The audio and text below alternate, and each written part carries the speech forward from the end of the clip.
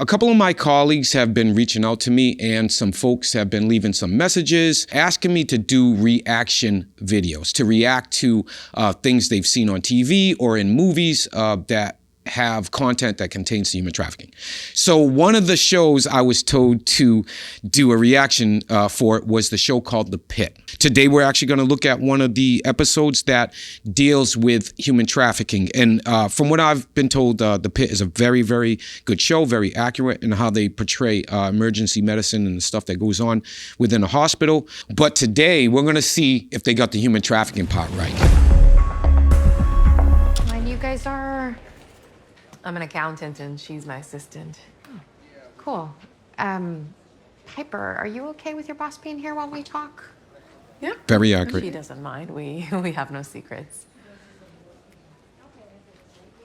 So this is exactly what I'm talking about. You see how she asked the patient a question, but then the friend answers for her? This is what we were talking about earlier in some of the other episodes, how the trafficker will kind of speak for the victim, right? That's a great example of it right there. So burning with urination, when did that start? About 2 days ago. You see she's there for an STD. That's another characteristic that we would use as an identifier of human trafficking. So far what we have already, in my eyes, we have the associate speaking for her, answering questions. When questions are asked to the victim, she's there because she has STDs. That's another characteristic that can be used as an identifier of human trafficking. Any blood in the urine? I don't think so. No, she would have definitely noticed that. Okay. The doctor knows what's going on now. You know, a lot of the medical staff, they've had training in human trafficking and identifying some of these characteristics. Also, keep in mind appearances. She's well-dressed, she's well-spoken. It's not always going to be folks that come in there and they're just in chaos and disheveled, right? Remember we said before that a lot of this stuff, it's not going to look dramatic. This doesn't look dramatic. It looks like a regular hospital visit. It's made to look familiar, right? You from Pittsburgh? 2 hours north, like Mill Village. Okay. You have any family you want to call? I don't have a phone. She can use mine if she needs to. What young person in today's day and age doesn't have a cell phone, right?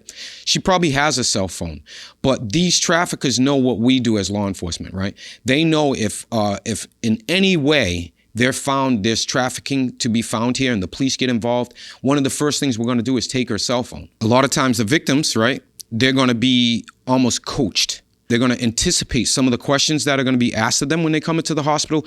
So she already knows in her mind, she has a roundabout idea of some of the things she's going to say. I've never heard of Mill Village. Yeah, nobody has. Population 400. Wow, that's small. Tell me about it. After high school, I had to get out of there. Well, you're lucky you found a job. She's from a small town. You hear her say, I have to get out of here. It makes her more vulnerable is what I'm trying to say. You can see now that these are the things that we talked about before that the traffickers are going to kind of key on is how vulnerable you are. If she might have gone to the city and didn't have family, she may not have had a place to stay. She obviously was looking for work. So it just makes her vulnerable to the traffickers. Well, I'll find the results and then you might need a pelvic exam. Is that really necessary? It could be. If there's no bladder infection, it's important to check. Okay. And if we do a pelvic, Laura will have you step outside for a minute. I prefer to stay with her for support. Okay, now, if this was me, it's a definite now. I've done this a ton of times. I can go back in my mind right now and actually see me walking into the hospital doing this stuff in the emergency rooms. The exam, any of that stuff that needs to be done, she shouldn't be in the room for that kind of stuff. And she knows that. 18-year-old woman went to Syria, moved here 2 months ago from rural Pennsylvania. She's with her female boss, who's very controlling and answers questions for her. Won't leave her side for anything, even a pelvic exam. And you're thinking? Red flags for trafficking. Sounds like it. Perfect, right? And that's exactly how it happens, right? The doctor goes in, she made her observations. She saw some of the characteristics that she knows through her training is an identifier of human trafficking, sex trafficking, and now she's alerting her team. She also wants some feedback from her coworkers, right? And you see the doctor knew right away. What you're saying is you see red flags of possible human trafficking, which is great. Shout out to the Pitt. Some of your tests are concerning for a kidney stone. Wouldn't that give more pain? Not always. What do we have to do? A CT scan of your kidneys. How long is that going to take? They can do it right now. Oh, great. Let's go. I'm sorry there's radiation. You won't be able to stay with her, but we'll be back as soon as the scan's done. I can tell you right now, I've seen this happen. These doctors are smart, right? They just found a way to be able to speak to the patient without the potential trafficker, right? They just, totally legitimate. She's going to get an exam done where you can't be. There's going to be radiation. You can't go in there. Right? It's a great way not to cause an alarm, right? They're not alarming the potential trafficker that they're onto her.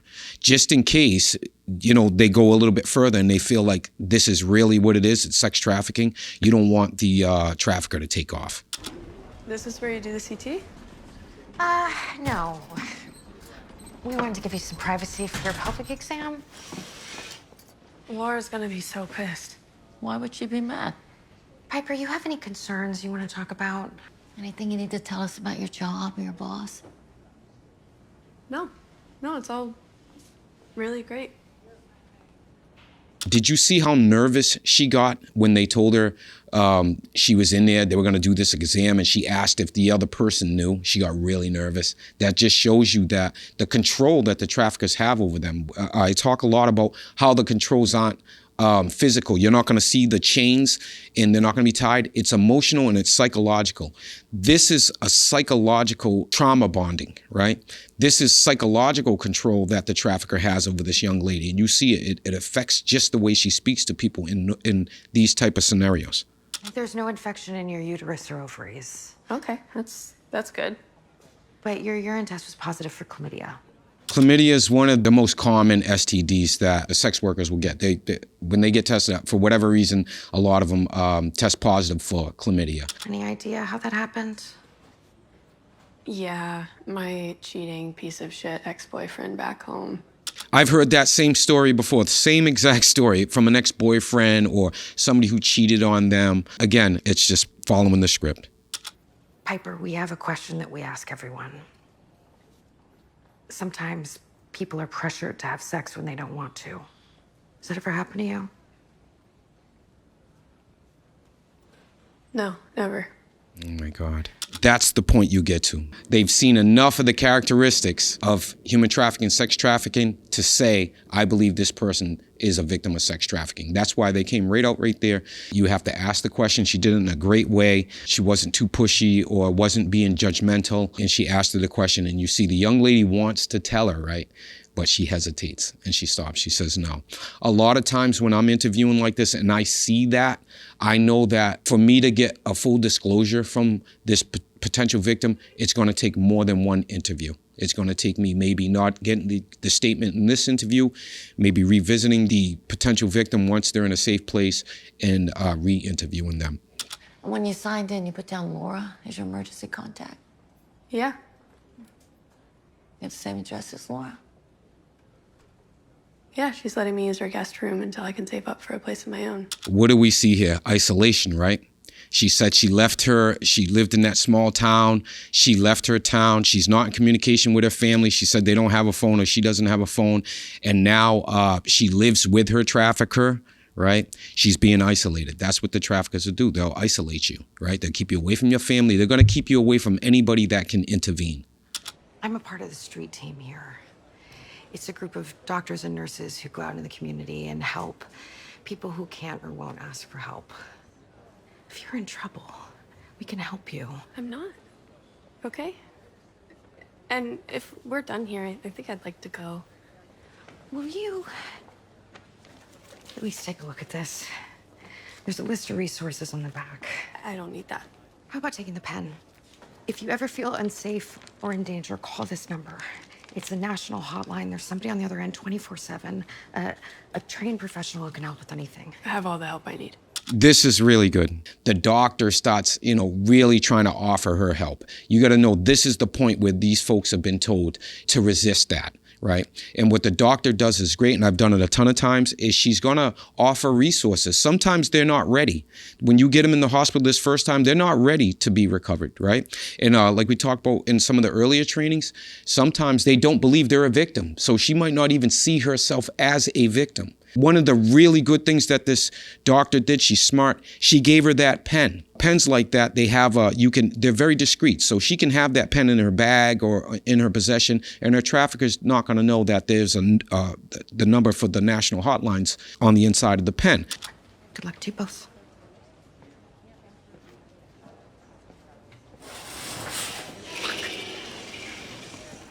It's tough, man. That sums it up. She'll be back. Only she'll have slipped a little further. Sometimes it takes a few visits. See what I mean?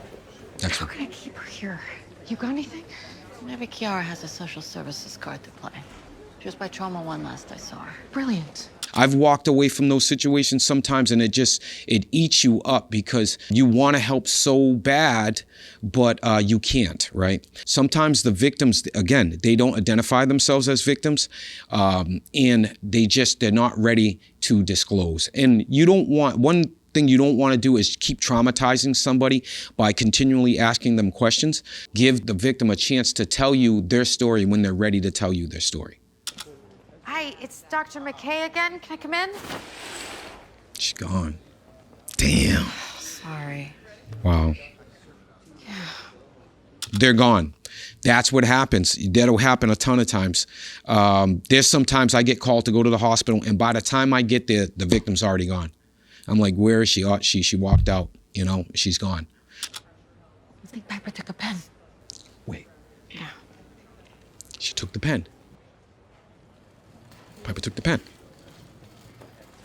Okay, so you see now at the end, Piper took the pen, right?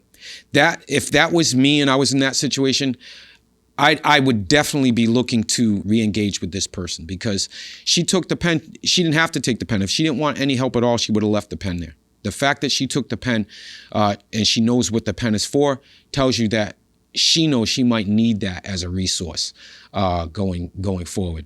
This was a really, really good episode.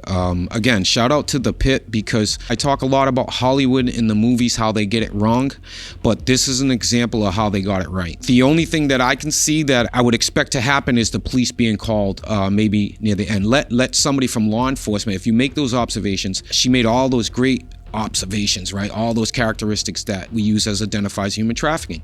So now maybe get a law enforcement officer who's trained in human trafficking to come down and take a look at the scenario. And if not anything, at least document it, have it documented officially with a police report or something like that. Again, just in case something happens later on, you have a record of the behavior, the past behavior. But overall, shout out to the Pitt because this is really, really good. I'm so happy to see that there are shows being made like this that are extremely, extremely accurate. So guys, if you like this kind of content, this was my first reaction type video and it was fun to do. Send me a message. Let me know what show you want me to have a reaction to. Anything human trafficking related or even crime, based in crime, any kind of crime story, stuff like that. It'll be fun. It's also a different way for us to learn, right?